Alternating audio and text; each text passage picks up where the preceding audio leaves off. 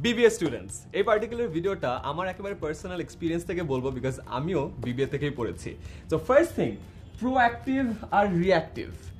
অনেকেই অনেক বেশি রিঅ্যাক্টিভ। তাদেরকে যদি বলা হয় যে আচ্ছা তোমরা একটা বিজনেস কম্পিটিশন করো, বলে ভাইয়া সিজিপিএ, এটা পার্ট টাইম কাজ করো ভাইয়া সিজিপিএ, একটু ভলান্টিয়ারিং করো না ভাইয়া সিজিপিএ, দেন জিজ্ঞাসা করো এই তোমার সিজিপিএ কত, বলে ভাইয়া 2.4। সো এটা হলো রিঅ্যাক্টিভ অ্যাটিটিউড। ও কিছুই করে না, ও এইসবও করে না, পড়ালেখাও করে না, সিজিপিএটাও ধ্বংসের দিকে। বাট ভাই আপনি কি বলতে চাচ্ছেন সিজিপিএ একেবারে দরকার নাই? না, সিজিপিএ নিয়ে আমি একেবারে ডিটেল একটা ভিডিও করেছি, ওটা দেখো। আর আমি যদি একেবারে শর্টকাটে বলতে চাই, তোমার সিজিপিএটা লাগে ফার্স্ট জবের ক্ষেত্রে, অনেক বেশি প্রয়োজনীয়, কিন্তু তারপরে খুব একটা লাগে না। বিকজ খেয়াল করে দেখো, তোমার এসএসসি রেজাল্ট কলেজ ভর্তির সময় অনেক কাজে লেগেছিল, দেন আবার কলেজ বা এইচএসসি রেজাল্ট ইউনিভার্সিটি ভর্তির ক্ষেত্রে কাজে লেগেছিল। ঠিক সেম ভাবে তোমার ইউনিভার্সিটি রেজাল্ট প্রথম চাকরির জন্য কাজে লাগবে। তার কারণ হলো দ্বিতীয় চাকরিতে খেয়াল করবে তুমি প্রথম চাকরিতে কি করেছো। সো এইভাবে ফার্স্ট চাকরির ক্ষেত্রে কাজে লাগবে, তারপরে খুব একটা না। এইরকম রিঅ্যাক্টিভ না হয়ে প্রোঅ্যাক্টিভ হও। প্রোঅ্যাক্টিভ হয়ে আরো অনেকগুলো কাজ করো, লেখাপড়ার বাইরে যেও কিছু কাজ করো। যেমন ফার্স্ট থিং আমি যেটা সাজেস্ট করতে চাই সেটা হলো business competitions, specially for BBA students. বাকি ইউনিভার্সিটি স্টুডেন্টসরাও কিন্তু এটা ট্রাই করতে পারো, বাট বিবিএ স্টুডেন্টদের জন্য এটা ফরজ।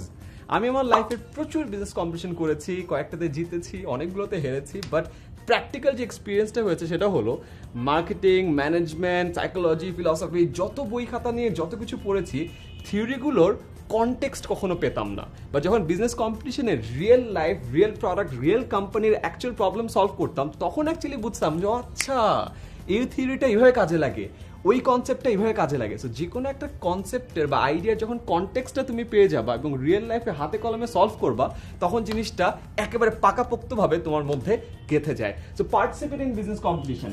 প্রচুর কেস সলভিং কম্পিটিশন হয়, কেস সলভিং কম্পিটিশনে পার্টিসিপেট করো। ভাই কেস কিভাবে সলভ করতে হবে এটা তো জানি না, এগেন ডিটেল আমার একটা প্লেলিস্ট আছে, ওটা দেখতে পারো, কেস সলভিং শিখে যেতে পারবা। এখনো ইউনিভার্সিটিগুলোতে এই ভিডিওগুলো দেখানো হয়, so try this out. Second, প্রচুর অ্যাড মেকিং কম্পিটিশন হয়। আমি যখন একটা ভিডিও করছি, আমার সামনে যারা আছে তারা সবাই খুব ভালো ভিডিও তৈরি করে। এখনকার মিডিয়ামটাই কিন্তু ভিডিও। সোশ্যাল মিডিয়াতে তুমি একটা কথা বলছো, যখন ভিডিও করে দিবা হাজার না লাখো মানুষ শুনতে পারবে। সো অ্যাড মেকিং এর প্রচুর কম্পিটিশন হয়, ক্রিয়েটিভ হয়, অ্যাড মেকার হয়, and lots of other competition. So participate in that. And then third, idea contest হয়, startup competition, entrepreneurship competition, idea contest. এবং আজকাল এইসব কম্পিটিশনে যারা উইনার হয় তাদেরকে অ্যাকচুয়ালি সিড ফান্ডিং দেওয়া হয়। তার মানে তোমার এই আইডিয়াটা বাস্তবায়ন করার জন্য তোমাকে টাকা দেওয়া হবে। আইসিটি ডিভিশনে ইনোভেশন ফান্ড আছে, স্পেশাল গ্রান্ট আছে। A2I এর নাম শুনেছো? A2I তে সার্ভিস ইনোভেশন ফান্ড বা SIF নামে একটা ফান্ড আছে। আমরা যখন ব্র্যান্ডউইচ কম্পিটিশনটা অর্গানাইজ করতাম, আমাদের স্পন্সর ছিল SIF ফান্ড। তুমি এগুলো জায়গায় পার্টিসিপেট করে তোমার আইডিয়াকে যদি কোয়ালিফাই করতে পারো, 25 লাখ টাকা পর্যন্ত ফান্ড পেতে পারো। That's a huge amount. তো তোমার আইডিয়াটাকে বাস্তবায়ন করার জন্য কিন্তু এই কম্পিটিশনগুলো একটা হিউজ একটা প্ল্যাটফর্ম তৈরি করে দিতে পারে। সেকেন্ড থিং, পার্ট টাইম কাজ বা ভলান্টিয়ারিং। আমি জানি ইউনিভার্সিটিতে প্রেশার আছে, বাট এটাও সত্যি ইউনিভার্সিটির প্রেশার মেনটেন করে আরো অনেক কাজ করা যায়। এগেন আমার সামনে যে মানুষগুলো বসে আছে এরা সবাই ইউনিভার্সিটিতে পড়ে, এবং ইউনিভার্সিটি পড়ার পাশাপাশি ওরা এখন 10 মিনিট স্কুলে কাজ করছে, ওরা বিভিন্ন জায়গায় ফ্রিল্যান্সিং করে, বিভিন্ন জায়গায় ভিডিও মেকিং এর কাজ করে। সো ওরা যদি সময়টা বের করতে পারে অ্যান্ড দেন এগেন সিজিপিএটা মেনটেন করতে পারে, তুমিও পারবা। আমি যখন আমার ফ্রেন্ড, যখন ফার্স্টে আমি আইবিএতে ভর্তি হয়েছিলাম, এক ফ্রেন্ড অ্যালিয়েন্স প্রসেসে ফ্রেন্ড শিখতো, সে বিজনেস কম্পিটিশন করতো, সে 3টা টিউশনই করতো, তার একটা নিজের কোচিং সেন্টার চালাতো এবং সিজিপিও ভালো মেনটেন করতো। ওই দিন যখন আমি ওর লাইফ স্টোরি শুনেছি, তারপর থেকে আমি চিন্তা করলাম যে আমি আমার লাইফে কিছু করছি না, তো কিছু একটা করা দরকার। So start doing something. যেমন ফার্স্ট থিং, বাংলাদেশে ঢাকাতে 2,500 এজেন্সি আছে, 2,500। এবং এইসব এজেন্সিতে মেজরিটি মানুষ কাজ করে যারা ইউনিভার্সিটি স্টুডেন্টস, বিকজ তারা ক্রিয়েটিভ হয়, পার্ট টাইম কাজ করতে পারে, এক একজন অ্যামেজিং কিছু স্কিলসের অধিকারী হয়। সো এইসব এজেন্সিতে তুমি কাজ করতে পারো। সেকেন্ডলি, তুমি যদি রাইটিং বা ডিজাইনিংয়ে ভালো হয়ে থাকো, প্রচুর অনলাইন ব্লগ আছে, প্রচুর অনলাইন কন্টেন্ট মেকিং প্ল্যাটফর্ম আছে, নিউজ পেপার আছে, এগুলোতে অ্যাপ্লাই করতে পারো। ভাই কীভাবে, আমাকে তো কেউ চিনে না। গো দেয়ার, অ্যাপ্লাই, প্রতিটাতে অ্যাপ্লাই করার জায়গা আছে। 10 মিনিট স্কুলে অ্যাপ্লাই করো, 10 মিনিট স্কুল ব্লগে লেখার জন্য অ্যাপ্লাই করো, এরকম প্রচুর জায়গা আছে।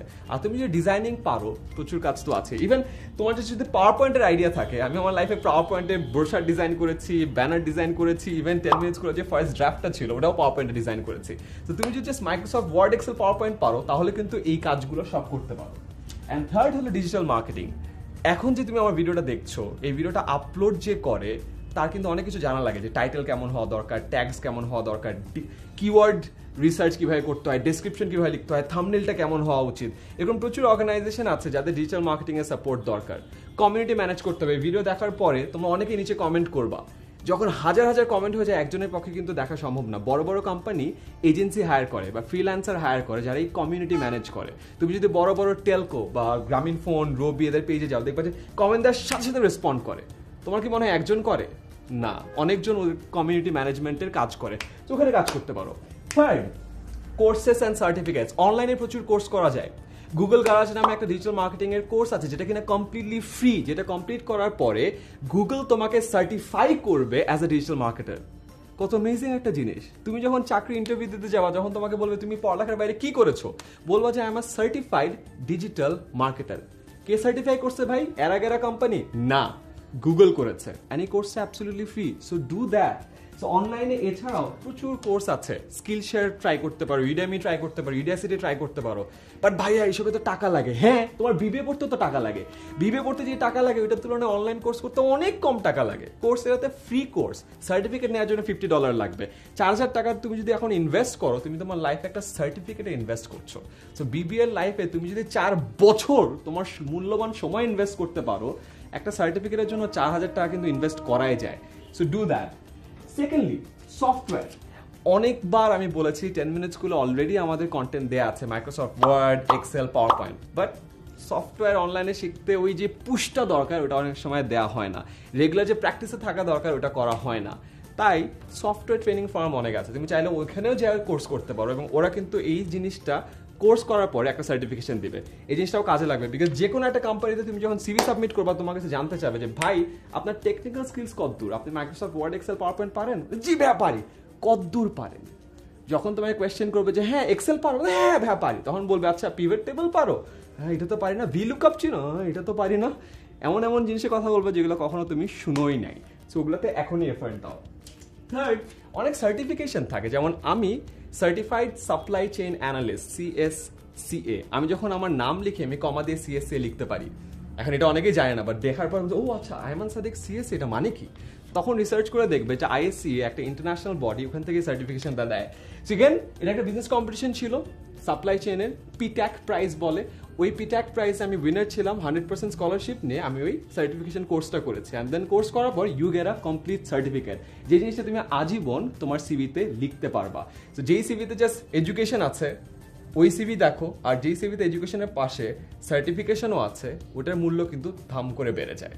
And let's go for the final one, start earning. Please do that. আমি অলওয়েজ বলি যে ইউনিভার্সিটিতে ওঠার পরে বি ইন্ডিপেন্ডেন্ট। আর বাবা মার টাকা খরচ করো না প্লিজ, হাত জোর করে বলছি। ইউনিভার্সিটি লাইফে CGPA, ফ্রেন্ড সার্কেল, ইন্ডিপেন্ডেন্স, এই 3টা জিনিস অলওয়েজ মেনটেন করবা। It's the golden triangle. Golden triangle imagine করো, লিখে রাখো, এখন এটা মেনটেন করো।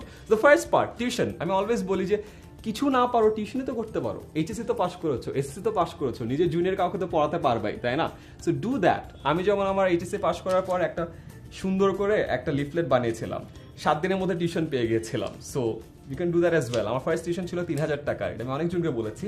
বাট উইদিন 1 ইয়ার আমি কোচিংয়ে পড়াতাম। তোমরা সবাই জানো আমি যখন আইবিতে পাস করার, আইবিতে ঢোকার পরে মেন্টার্সে পড়াতাম, অ্যান্ড দেন কোচিংয়ে পড়াবার ব্যাচে পড়াতাম। অ্যান্ড উইদিন 1 ইয়ার আমি যখন মাসে 3000 টাকা ইনকাম করতাম, আমি 1 বছরের মাথায় আমি মাসে 1 লাখেরও বেশি টাকা ইনকাম করছিলাম, and just by tuition. So তুমি যদি কিছু না পড়ো, start by this. And second one, small business. তুমি চাইলে টি শার্টের বিজনেস করতে পারো, তুমি চাইলে নোটবুকের বিজনেস করতে পারো, তুমি চাইলে রিস্ট ওয়াচের বিজনেস করতে পারো। আমার পরিচিত প্রচুর মানুষ আছে যারা এই 3টার বিজনেস করে, অনলাইনে সেল করে।